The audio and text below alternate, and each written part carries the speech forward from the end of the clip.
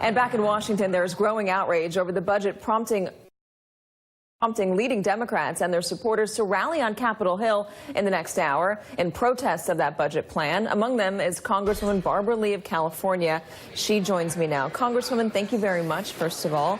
Yesterday, you tweeted something that said you're fasting in solidarity with the children and families who will go hungry if the president's cuts to food and aid are enacted.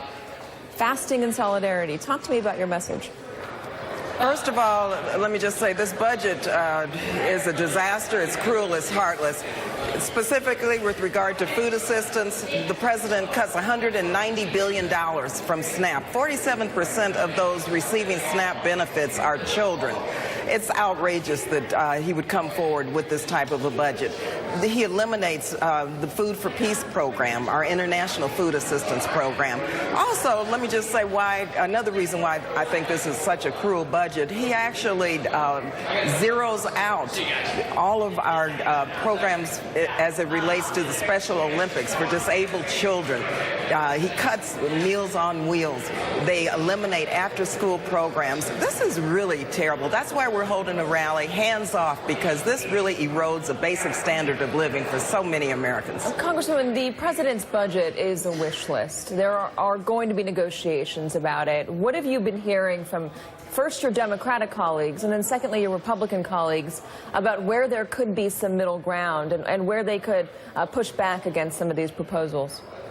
We held a hearing today with the Office of Management and Budget Director, Mr. Mulvaney, and I'm on the Budget Committee. And believe you me, at this point, the Democrats are fighting against these deep cuts.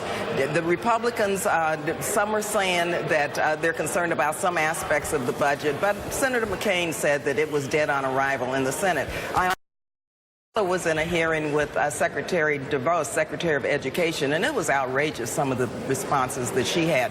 For example, there's a 13% cut in public education within the Department of Education. How do young people, our most vulnerable kids, our disabled children, how do they go to school and receive a quality education? So at this point, Democrats are fighting very hard. We're resisting. We're saying hands off, and we're saying that many of these budget cuts, most of them actually, are promises broken. The president said he was going to create jobs. He wasn't going to touch Social Security, and here he's cutting Social Security disability payments to the disabled. The White House says that this plan is based off this idea that the economy will grow by 3%. It will get people working again. It'll get people hiring again, and you're not going to need these programs any longer because more people will be making money. The country will be making more money. Do you think that's feasible? Is that logical?